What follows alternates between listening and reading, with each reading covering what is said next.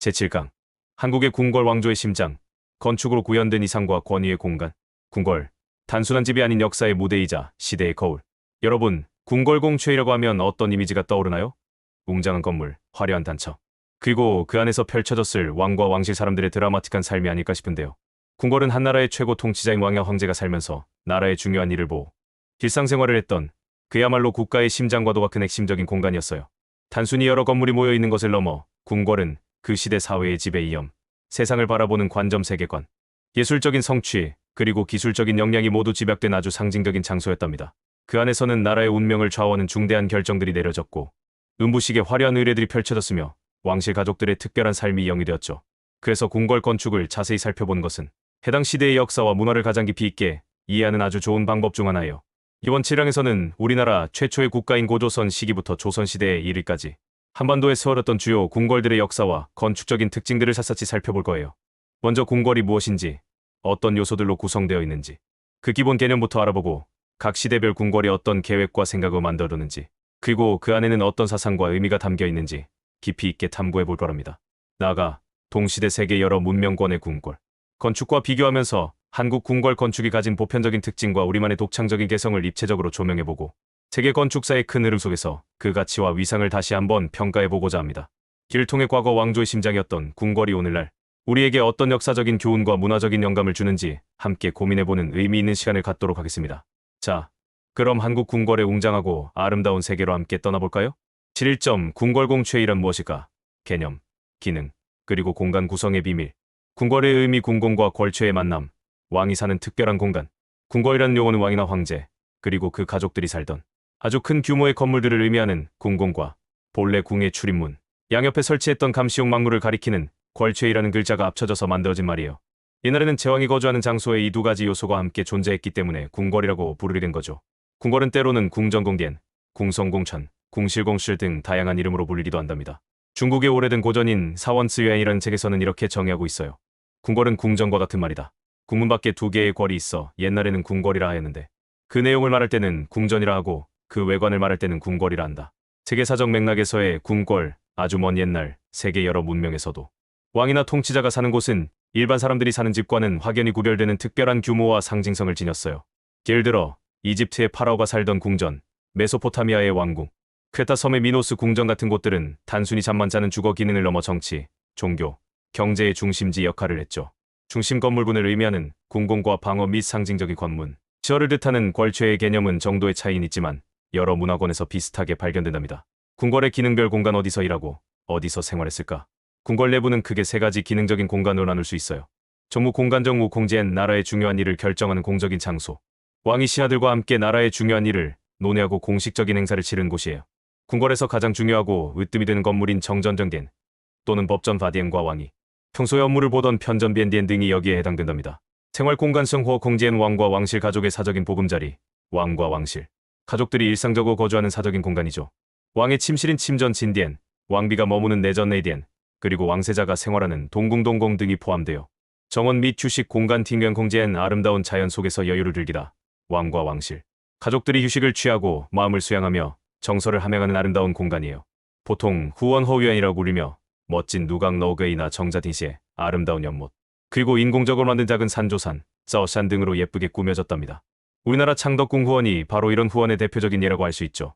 이 세 가지 공간은 각기 독립적이면서도 서로 유기적으로 연결되어 있어서 왕이나 왕실, 사람들이 이동하는 동선동線끊어지지 않고 자연스럽게 이어지도록 구성되었어요.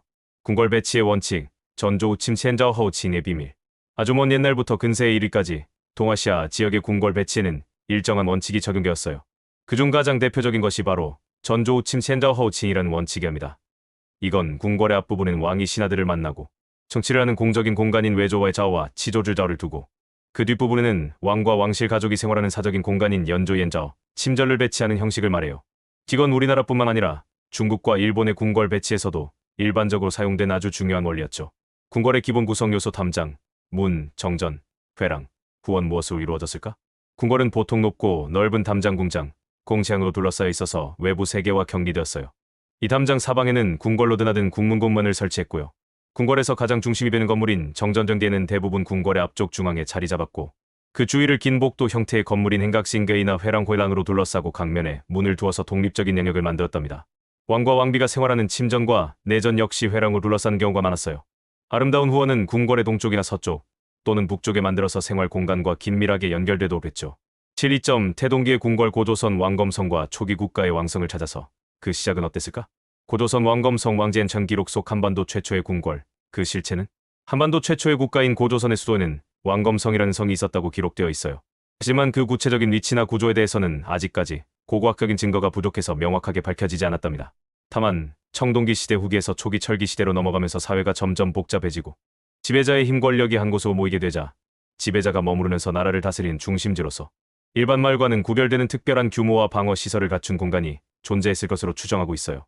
부여남성 자고성 난천즈구 전 초기 왕성의 모습을 보여주다. 중국 길림성 동단산 남쪽 넓은 대지 위에 있는 남성자고성은 부여의 왕성으로 추정되는 곳이에요. 이곳은 황토를 판 사이에 넣고 단단하게 다져서 쌓는 판축반주, 기법으로 만들어진 토성이합니다. 기건 초기 국가 단계에서 왕성이 어떤 기본적인 형태를 가지고 있었는지 보여주는 좋은 예라고 할 수 있죠. 세계사적 맥락 고대 초기 왕권의 상징적 공간 다른 나라는 어땠을까? 고조선과 비슷한 시기, 세계 여러 지역에서도 초기 국가의 지배자들은 자신의 권위를 뽐내고 나라를 다스리는 기능을 수행하기 위한 중심 거점을 마련했어요.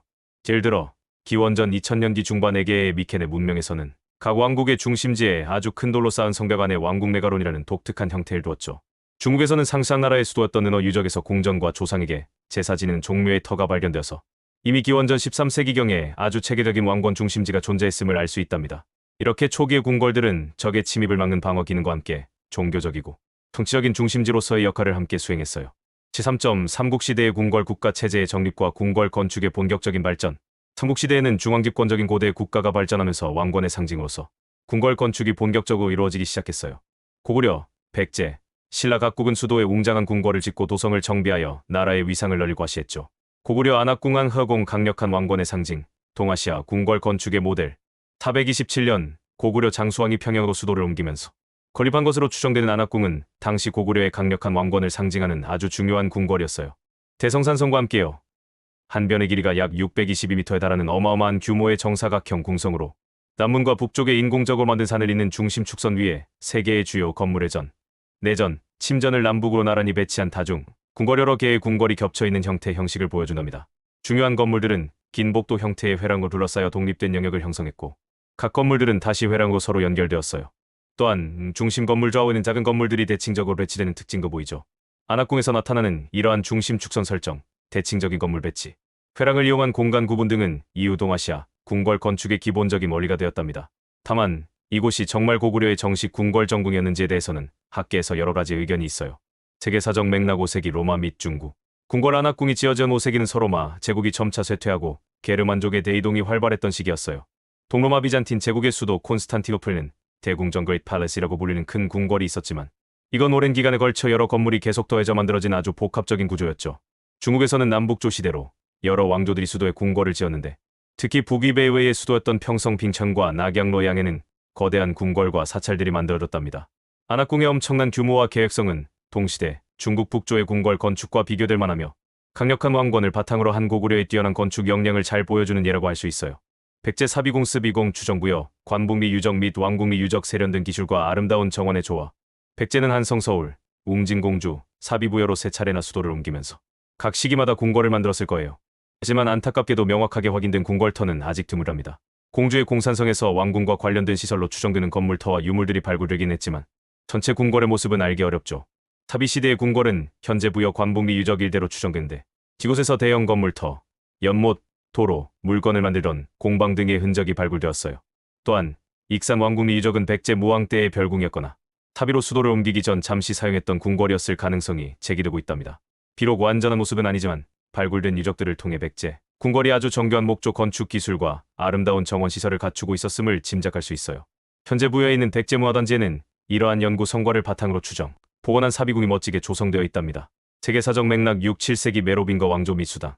궁궐 백제의 사비시대는 유럽에서 메로빙거 왕조 프랑크 왕국과 존속하던 시기였어요. 이들의 궁정은 옛 로마 시대의 호화로운 저택빌라 전통을 일부 이어받았지만 그 규모나 화려함은 그리 크지 않았다고 해요. 반면 중국에서는 수나라가 대응성장한 당나라가 장안성이라는 어마어마하게 큰 계획도시 안에 대명궁 다민궁 같은 웅장한 궁궐을 건설했죠. 백제는 중국 남조와 활발하게 교류하며 아주 세련된 건축 문화를 발전시켰고, 이러한 백제의 문화는 일본 아스카 문화의 궁궐 건축에도 큰 영향을 미쳤을 것으로 보인답니다.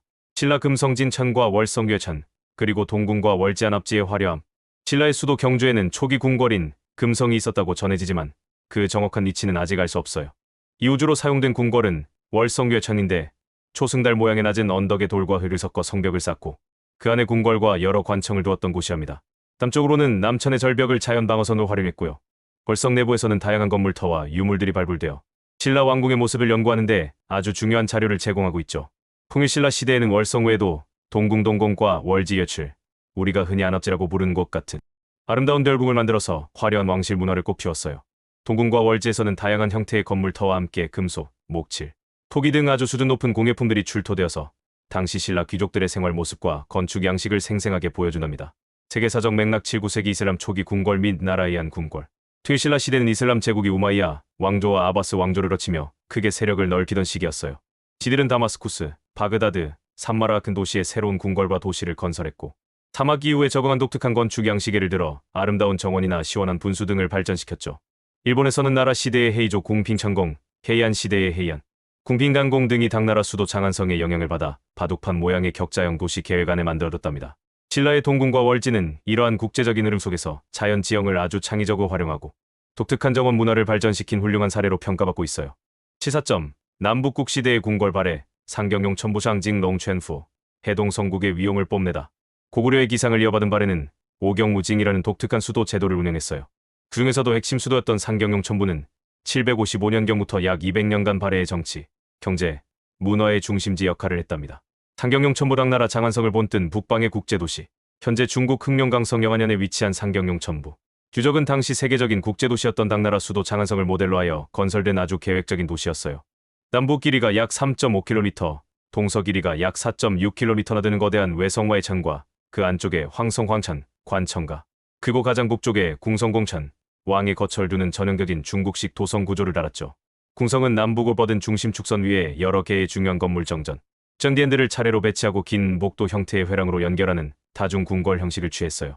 각 궁전터에서는 온돌 시설도 발견되어서 고구려 건축 전통을 이어받았음을 알 수 있답니다. 세계사적 맥락 8, 9세기 아바스 왕조 및 카롤린거 왕조 궁궐 발해 궁궐의 세계 속 그 위상은 발해의 상경용 첨부가 번영하던 시기 이슬람 세계의 아바스 왕조는 수도 바그다드를 중심으로 화려하고 웅장한 궁궐 문화를 발전시키고 있었어요. 주얼에서는 샤르마뉴 대제의 카롤린거 왕조가 아엔 궁궐을 중심으로 옛 로마의 고전 문화를 되살리려는 부흥 운동을 시도했죠. 발해의 상경용 첨부는 당나라 장안성이라는 당시 최고의 국제적인 도시 모델을 받아들여 북방 해동성국 해동성고의 위상을 당당하게 과시한 훌륭한 예라고 할 수 있어요. 이건 당시 동아시아 여러 나라들이 활발하게 문화를 교류했다는 중요한 증거이기도 하답니다. 7.5점 고려시대의 궁궐 개경카이징의 만월대 만유타이 풍수와 예제가 어우러진 독특한 공간. 918년 왕건에 의해 건국된 고려는 송악산 지금의 개성 남쪽 기슭의 수도 개경을 정하고 궁궐을 건설했어요. 고려의 궁궐은 과연 어떤 모습이었을까요? 개경 본궐 만월대 자연 지형의 순응한 불규칙 속의 질서. 고려 궁궐은 중국의 예법과 제도의 제, 리즈를 받아들여서 하늘에 제사 지내는 원구단, 땅에 제사 지내는 방택, 조상에게 제사 지내는 태묘, 토지신과 곡식신에게 제사 지내는 사직단 등을 성 안에 만들었어요. 하지만 전체적인 도시 및 궁궐 배치는 풍수지리설의 영향을 크게 받아서 인위적으로 반듯하게 만들기보다는 자연 지형에 순응하는 다소 불규칙적인 모습을 보였답니다. 기건 바둑판처럼 반듯하게 계획된 중국이나 일본의 도성과는 아주 뚜렷하게 구분된 고려만의 특징이라고 할 수 있죠. 고려의 정식 궁궐이었던 본궐변 최의 터가 바로 만월대 만유타이로 알려져 있어요. 이곳은 궁성과 황성이라는 이중의 성벽으로 둘러싸여 있었죠. 만월대에서는 아주 장대한 돌축대와 건물 기단, 그리고 다양한 유물들이 발굴되어서 고려 궁궐의 엄청난 규모와 화려함을 어렴풋이 짐작하게 한답니다. 주성훈 이상의 교수님의 보건 연구에 따르면 만월대의 전궁은 중심축을 따라서 정전정디엔인 회경전 회칭디엔을 비롯한 여러 중요한 건물과 문들이 차례로 배치되고 이를 긴 복도 형태의 회랑과 여러 부속 건물 행각들이 둘러싸는 아주 복잡하면서도 체계적인 구성을 하고 있었을 것으로 보여요. 세계사적 맥락 14세기 중세 주업 및 이슬람, 송원 궁궐 고려 궁궐 세계 속에서 어떤 모습이었을까? 고려시대는 유럽에서 로마네스크 양식과 고딕 양식의 웅장한 성곽과 성당들이 한창 발전하던 시기였어요. 왕들이 사는 곳은 점차 적의 침입을 막기 좋은 요새화된 성캐슬 내부로 옮겨가는 경향도 있었죠. 이슬람 세계에서는 파티마 왕조 이집트, 셀주크 왕조, 아이우브 왕조 등이 각기 독특하고 아름다운 궁궐 건축을 남겼답니다. 중국에서는 송나라가 별량지금의 개봉과 이만지금의 항주에 큰 궁궐을 두었고 몽골 쪽이 세운 원나라는 대도지금의 북경에 새로운 궁궐을 건설했죠. 고려에 만월되는 주변 자연 지형을 그대로 한일대치와 다소 폐쇄적인 구조에서 독자적인 특징을 보여줘요. 당시 중국의 송나라나 요나라, 궁궐과의 비교 연구가 더 필요하긴 하지만 몽골의 침입으로 불타 없어지기 전까지는 동아시아에서 손꼽히는 규모와 아름다움을 자랑했을 것으로 여겨진답니다. 16점. 조선시대의 궁궐 한양 한양의 5대 궁궐, 유교적 이상을 건축에 담다. 조선은 건국과 함께 수도를 한양 지금의 서울로 정하고 국가의 통치 이념이었던 유교 사상을 바탕으로 궁궐과 도시를 아주 체계적으로 계획했어요. 중국 고대의 중요한 문헌인 주례저울리의 고공기 가공지에 나오는 도시 계획 원리 좌조우사 저주요사, 궁궐 왼쪽에는 종묘, 오른쪽에는 사직단을 둔다. 전조우시 첸자허우시, 궁궐 앞에는 관청가, 뒤에는 시장을 둔다와 궁궐 배치 원리 전조우침 첸자허우칭, 앞에는 정무 공간, 뒤에는 생활 공간을 둔다를 기본으로 삼았죠. 그래서 한양에는 나라의 기본이 되는 법궁 화궁인 경복궁을 비롯해서 창덕궁, 창경궁, 경희궁, 덕수궁 등 모두 5개의 아름다운 궁궐이 만들어졌답니다. 경복궁 징후궁 조선 왕조의 심장, 법궁의 위엄과 질서. 조선왕조의 정식 궁궐, 즉 법궁으로 1395년 태조 4년에 1차로 준공되었어요. 조선 건국의 핵심 인물이었던 정도전 등이 주도하여 유교 예법에 아주 충실하게 지었으며 국가의 중심으로서 그 상징성을 확립하고자 했죠. 그 정문에서 시작해서 가장 중요한 건물인 근정전, 그리고 사정전, 강령전, 교태전으로 이어지는 강력한 남북 중심축을 기준으로 주요 건물들을 좌우 대칭으로 정확하게 배치해서 궁궐 전체에서 질서와 권위가 느껴지도록 했답니다. 세계사적 비교 15세기 명나라 자금성 및 유럽 궁정 경복궁이 처음 지어진 시기, 중국 명나라는 수도를 남경에서 북경으로 옮기면서 그 유명한 자금성 즈진천 건설을 본격적으로 하고 있었어요. 1406-1420년 완공. 자금성은 경복궁보다 훨씬 더 거대한 규모와 엄격한 축선 대칭, 그리고 눈부시게 화려한 장식을 통해 황제의 절대적인 권력을 상징했죠. 유럽에서는 아직 이탈리아 르네상스 초기 단계로 피렌체의 메디치 가문 궁전 팔라초 메디치 리카르디 1444, 1484 같은 도시형 궁궐이 나타나기 시작하던 때였어요. 경복궁은 자금성에 비해 규모는 작지만 뒤로는 북악산을 주산 루산으로 삼고 주변 자연 지형과 아름다운 조화를 이루면서도 유교적인 질서를 건축으로 구현한 아주 독자적인 궁궐 건축이라고 할 수 있답니다. 창덕궁 창덕궁, 유네스코 세계유산 자연과 조화된 아름다움, 후원의 매력에 빠지다. 1405년 태종 5년에 경복궁의 동쪽에 지어진 이궁리궁, 왕이 잠시 머무러나 비상시에 사용하는 별궁이에요.